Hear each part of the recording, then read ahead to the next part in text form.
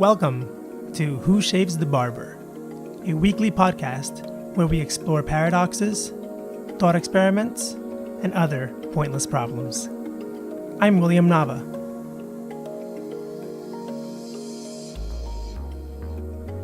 This is the second half of my interview with Professor David Papineau. Last week in the first half, David explained naturalism and physicalism, the philosophical position that the only things that exist are physical things.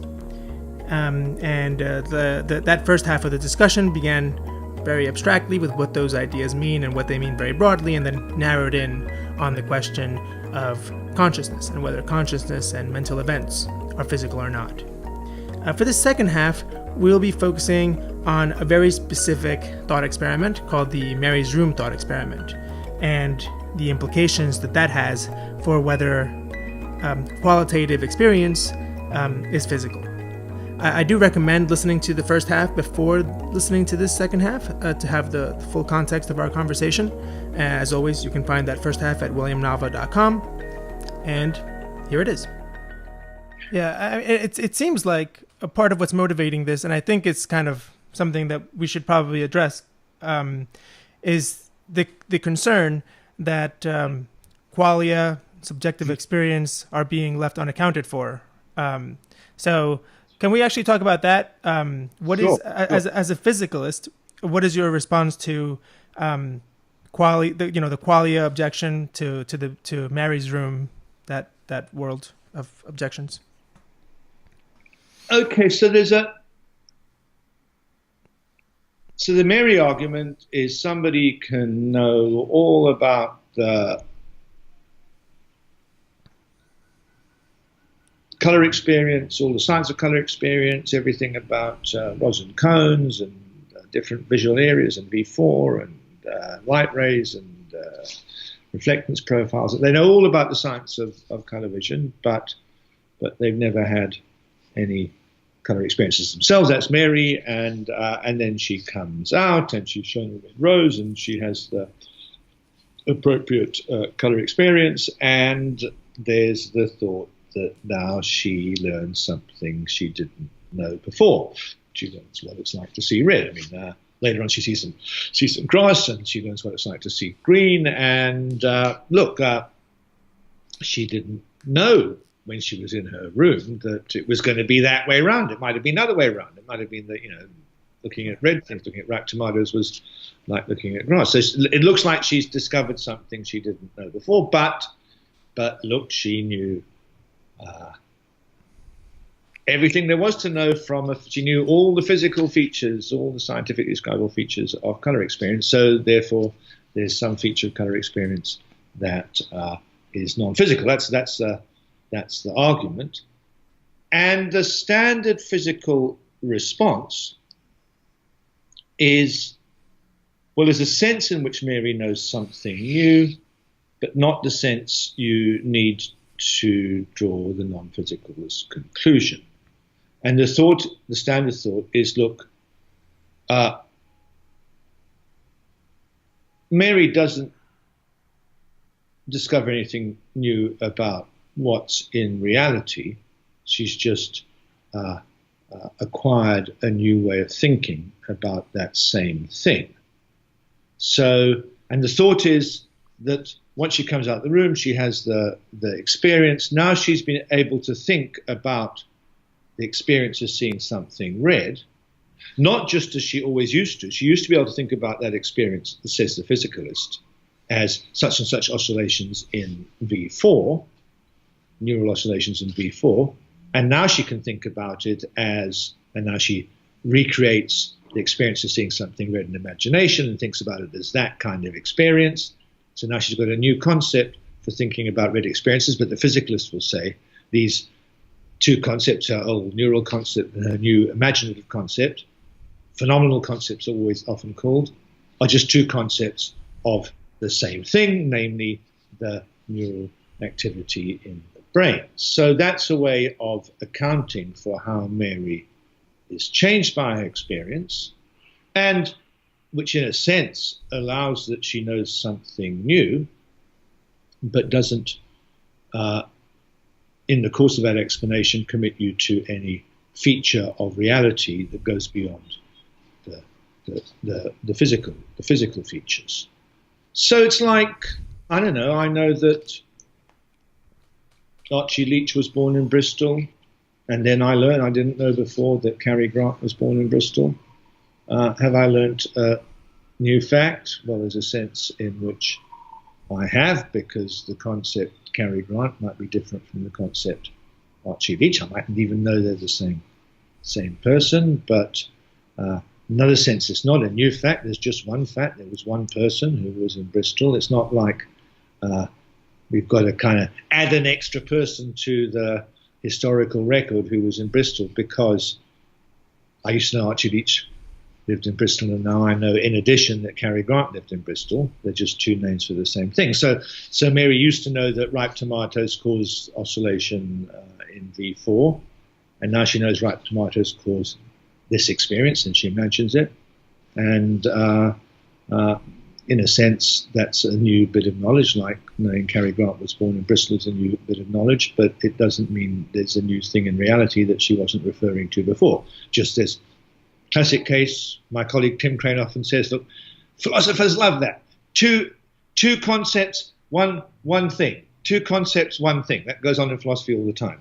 And so physicalists will say Mary is just a special case of that. Okay, so far? Because the argument now goes on very quickly. Sure. So that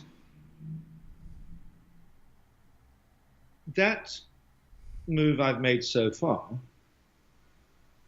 is kind of agreed on all sides, both by the physicalists and by the people who think that the Mary argument ends up showing that qualia are left out by the physical story. But in order for those people to push that through, they now need something extra. And it goes like this.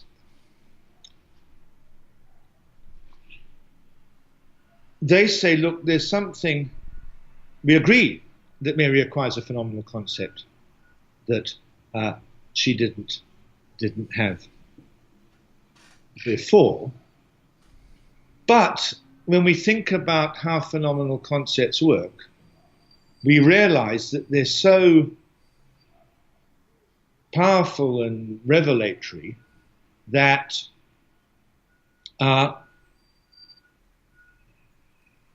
they're going to reveal all the essential properties of their reference. They're kind of directly referring concepts, and given that, if the experience of seeing something red was physical, then your phenomenal concept ought to reveal that to you. But since it doesn't, the red experiences can't be physical. So, I mean, that's a very short version of what's going on in all the complicated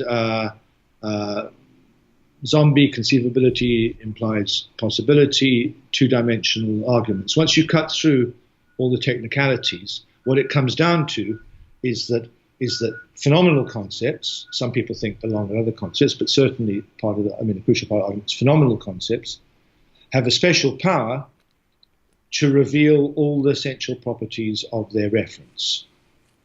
And if red experiences are physical, well, that would be an essential property of red experiences, and phenomenal concepts ought to reveal that to their possessors, but of course they don't, and therefore it follows that red experiences aren't physical. So that's the general line of argument, and intuitively the idea is, look, phenomenal concepts, they reveal the nature of their reference. When you think about the red experience from the inside, as it were, not in the way that Mary does, but by kind of having the experience itself before the mind, that's kind of opening to you all the essential features of the experience. And as I said, if part of it was physical, then that would be revealed to you. But it's not, so it can't be that it's physical. Now, of course, physicalists or orthodox physicalists will deny that phenomenal concepts are so revelatory. I mean, they will say they are phenomenal concepts, you can introspect using them, but there's no reason to suppose that phenomenal thinking, introspective kind of use of phenomenal concepts, will show you everything about the reference, and in particular it doesn't show you what their physical nature is. So that's the line of argument. Now, interestingly, if you're persuaded by that line of argument, you will be okay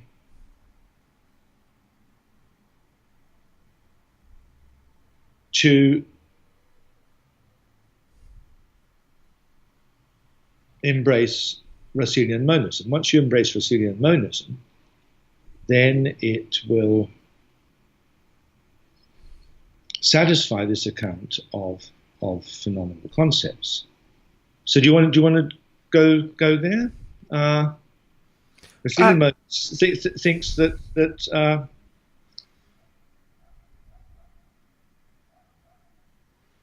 the physical description, that property that resists acceleration,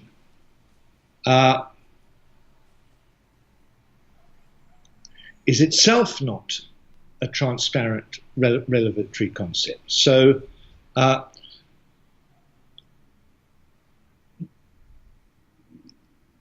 and similarly for neural concepts like oscillations in V4, the thing that we're talking about, the red experience, is picked out by that description only indirectly. That description doesn't reveal the nature of the goings-on. The nature of goings-on there is the underlying categorical property that's referred to directly by the phenomenal concept.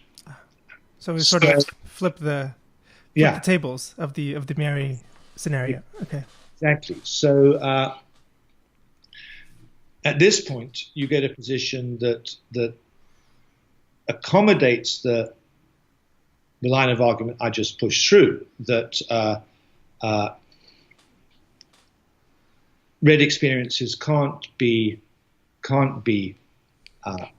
physical, but then says the sense in which they're not physical is that they're the underlying categorical properties behind the physical description that we get from neuroscience.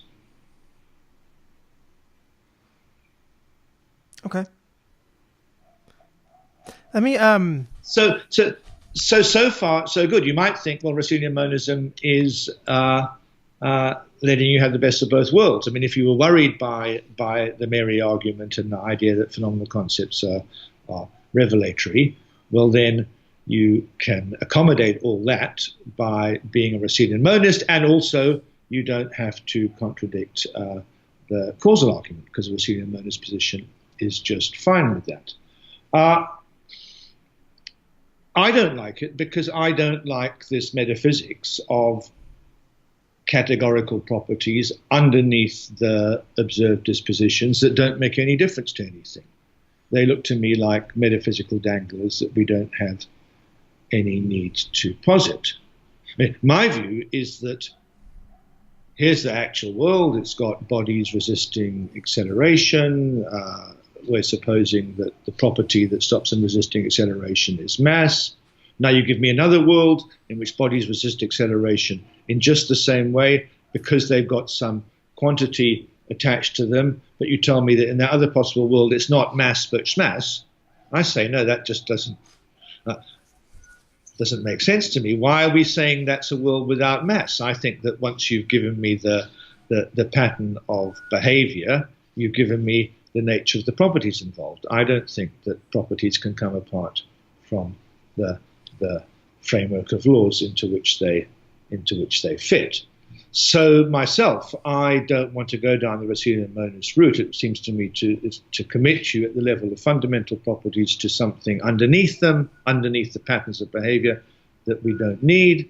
So I don't want to go down the Russellian monist route, and I myself am inclined to stop the Quayle style arguments at an earlier stage and say, I don't see any reason, as I said earlier, to suppose that the phenomenal concepts are revelatory. I just think we've got two different concepts. They refer to the property as described by physics. No need to posit anything underneath that, and it's no reason to suppose that either of these concepts should reveal all the properties that they reference.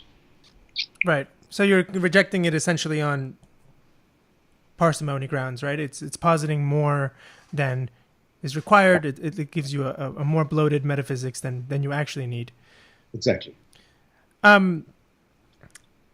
This brings to mind another. I don't want to be too quick. I mean, in general, I'm not too quick to use that argument. I mean, often extra machinery does do a bit of explanatory work and can be justified in that way. But this seems to me a particularly blatant case of positing some metaphysical extras that don't make any difference to anything.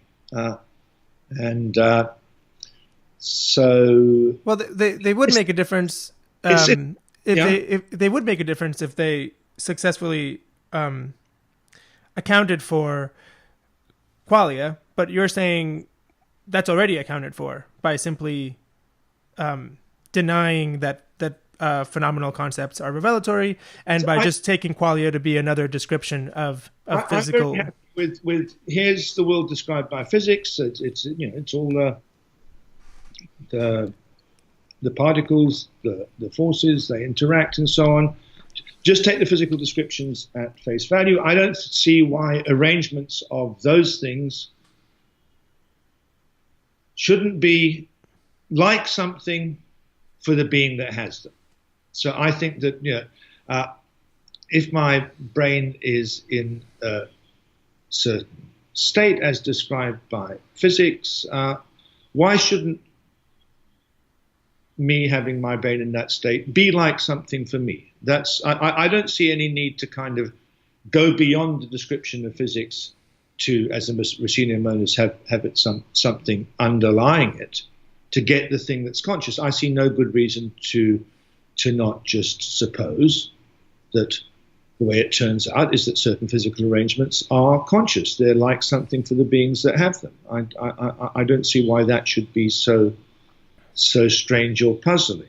I mean, put it like this. I mean, what would you expect it to be like, to be a being with a visual cortex in which there were certain oscillations in V4? Well, I mean, so some people say, when I say that, look, I'd expect it to be like nothing. But I say, hang on, why would you expect it to be like nothing? Why wouldn't it feel like this, right? And this is how it does feel for you. I think that I agree the position I'm defending is not the most intuitive one. I agree that most people resist the idea that being a being with a certain physical brain and nothing else is going on, that's enough to give you the consciousness. I agree it's counterintuitive, but I don't see that there's any good arguments against the position. It's an interesting question why people find it so counterintuitive. In fact, I think the existence of this counterintuition is a very important feature of the whole mind debate, which not enough attention is paid to. I think there's a terrible tendency to, just because the conclusion that the brain is described by science leaves out the feelings, is so plausible, so intuitive, everybody kind of is half ready to accept the conclusion, that people are too quick to think that arguments for that conclusion must have some persuasive power. And I think that when we look at arguments themselves, they often don't have any real power. It's just that the conclusion many people find antecedently plausible. If I can tell you my perspective, I don't have a strong opinion on this, right? But it seems to me that where I get a little bit stuck is an intuition that tells me that, just ontologically speaking, the experience of qualia, as experience itself, seems to be non-physical. Which is not to say not caused by physical things, or that they don't supervene on physical things, but that the qualia itself seems to not be physical. And now, when you say something like, "Sure, it is. It's just a different description of the same thing," I'm sort of left with a question of, okay, let's say that I accept that. To what extent do I have to account for the sort of ontology of this different description? And and I'm not really sure where to go from there, and I have to kind of question that initial intuition that this was not physical. And I also have to I kind of find myself asking, from an ontological perspective, what has to be accounted for and what doesn't. If you say that's a different way of describing the same thing, is the fact that it is a different description something that itself has to be ontologically accounted for? Sure. So, but let's think it through. So now we're back to the phenomenal concepts, and let's suppose that we don't go down that whole business about phenomenal concepts being revelatory and Russellian monism. We're just at the stage where we're blocking the Frank Jackson argument by saying it's like Cary Grant and Archie Leach. Mary used to know that ripe tomatoes cause V4 oscillation. Now she knows that they cause. Okay, and now I gesture. This kind of experience is using a phenomenal concept, which perhaps involves something like recreating the feeling and imagination. And that's now a new way of thinking about just the same thing, the oscillations in V4. Okay, that's the idea. And your worry is, but hang on, aren't we going to have a problem for the physicalist in saying what's going on when she recreates the feeling and imagination? That's your worry. Is that right?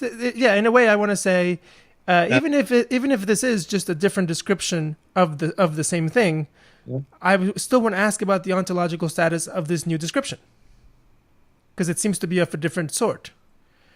Sure. Okay, but let's do it. So suppose I say, okay, I'm going to give you a neuroscientific story about what's going on with Mary and her new concept, and let's see if that satisfies you. So, okay, I say that what's involved in imagination is maybe reactivating a neural trace of an original experience. So the idea is you originally see something, you see some color, it produces a certain neural response, and then later on you can reactivate that pattern in your brain. It will give you something like the state you had when you were actually looking at a red thing. It will be, in Hume's terms, a faint version. Okay, so you can think about it neurally. So you've got the full-on neural response, and now you've got this slightly kind of sketchier reactivation of it. I'm a physicalist. I think we have the full-on neural response. We have the experience of seeing red. When we have the reactivation, the sketch reactivation, we will get a kind of imagistic feeling of seeing something red. You're imagining red in your mind, and that's what she's using to think about that kind of experience. It's a kind of self-referential thing. She's thinking. She recreates the experience in imagination. Some people want to analyze phenomenal concepts as kinds of indexical or quotational concepts. You reactivate the experience, and then you think this experience, and thereby you refer to the experience of seeing something red. Now, of course, the story I've just told presupposes that certain neural activities will at the same time constitute conscious feelings.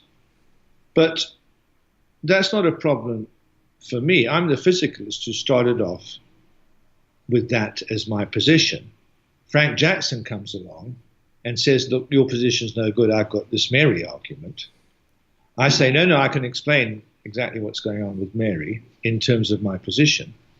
Isn't that all right? Yeah. Yeah.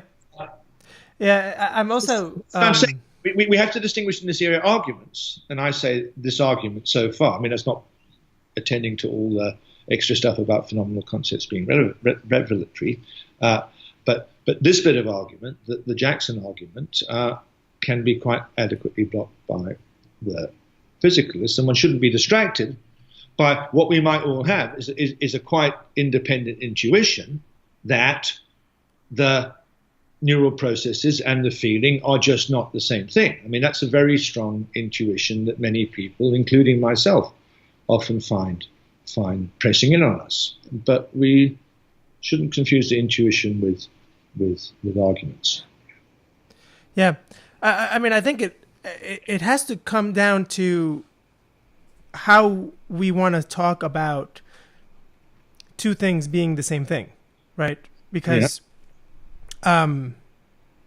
there's a trivial sense in which the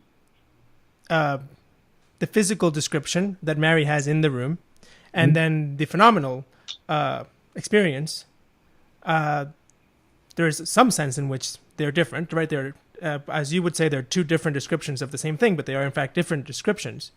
So I think it almost comes down to a semantic question at this point of what are the sort of requirements that we have for saying of two things that they are actually the same thing. You know. Okay, well, so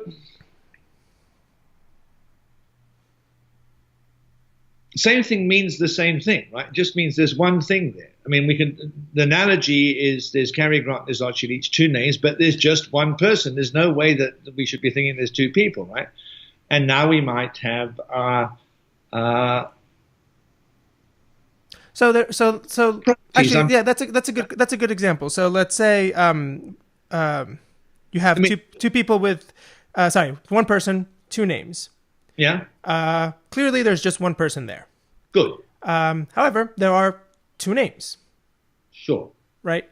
And you might say, well, it depends what you're asking about. Are you asking about the existence of people? Because in that case, there's only one.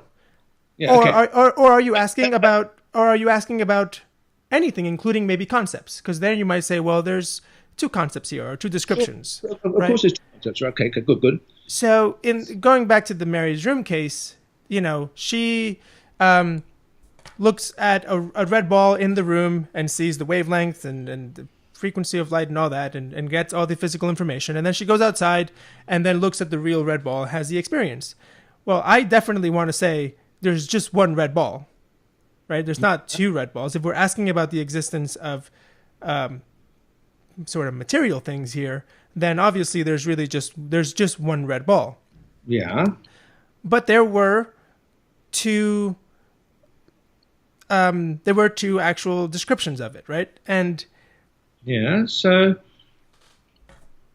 where's the... And so my question is to account for the ontology of those two descriptions.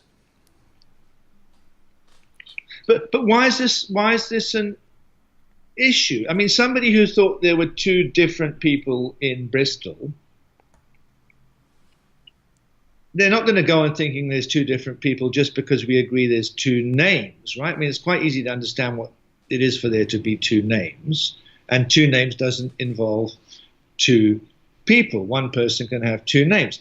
Okay, in the mind-brain case, remember we've got a very strong argument on the table that the property of having certain neural oscillations and the property of having an experience as of a red thing are one and the same thing. That's the causal argument. The causal argument said that if you want to think that my experience as of something being red has certain effects, like I say it's red, or I pick it up if I want a red thing, you'd better equate that experience with the neural oscillation. Otherwise, you're going to have too many causes, or you're going to have the experience not causing at all. So that's an argument for saying, look, at the level of the property that I instantiate when I see something as red, and the property I instantiate when I have my certain oscillations in V4, they're the same property, okay? And now, in response to the Jackson argument, the standard physicalists will say, but we have two names for that property. And the fact there's two names for the same property doesn't mean it's not one property. Now, if you want to think about how the names work, well, we can talk about that. But we just did that a moment ago. I mean, so there's a name, certain oscillations in V4, and there's the name, this experience. And now somebody who's capable of doing it imagines the experience they recreate experience in imagination. And that's how the phenomenal concept works as a name. But certainly there's more difference there than just the name, right? In the sense that in the Mary's room, when she's in the room, she's looking at what seems to be information. Let's call it maybe, abstract information. And then she goes outside and it's qualia, right? So there seems to be more than just a name difference. The actual... But I think we're running back and forth between her looking at a ball, which in itself might raise all kinds of interesting issues, but that's not what we're interested in. We're interested in the process going on in her head and her names for the process going on in her head. And before she came out the room, she had one kind of name for that process, such and such oscillations in V4. Okay? After she's come out the room, she now has the power to form a new kind of name for that process. And the name is this kind of experience, and she recreates the experience in imagination. And that's another name for those oscillations in V4. So those are the two ways she has of referring to that brain process. But there's just one brain process. So let me try it this way, and then I want to move on because we don't. I mean, I may not be convinced, and I may have more to think about it. But let me try it one more way. I want to agree with you that it's the same brain process, right? But that when she has clearly. When I say that it's more than a name, I want to say she's, let's say, discovered a new aspect of the brain process that she wasn't aware of before. No, the physicalist isn't going to allow that. But go on. Why do you want to say? I mean, that's what the physicalist. There's no new aspect. There's just the property of having those oscillations in V4. That's all that's there. There's no further aspect she's discovered. She's just thinking about that thing and only that thing. So let me ask you this. Do you think that her experience of the qualitative moment exists? Sure. I mean, how do you mean? When she's actually looking at the ripe tomato, the red rose, sure. I mean, she's having the conscious experience as of seeing something red. Right. So the experience. So you think the experience exists? Of course. Way back, go right back to the causal argument for physicalism. The causal argument is for the claim that the property of having some conscious experience is one and the same as the property of having a certain brain state. There aren't two things. There's just the brain state. But when you're in that brain state, it's like something for you. But that's not something extra. That's how it is if you're in that brain state. So you want to say the experience, of course the experience exists. It is the brain state. Yeah, absolutely. That's what physicalists say. That's what the causal argument was an argument for. All we're now looking at is arguments that are going to knock us out of the conclusion from the causal argument. Right. Okay, well, thank you for running through that with me. I really appreciate you kind of following me through all those objections. I will think about it some more. Right now, I think I'm... Can I? Yes, please. I'll make one further point. It's important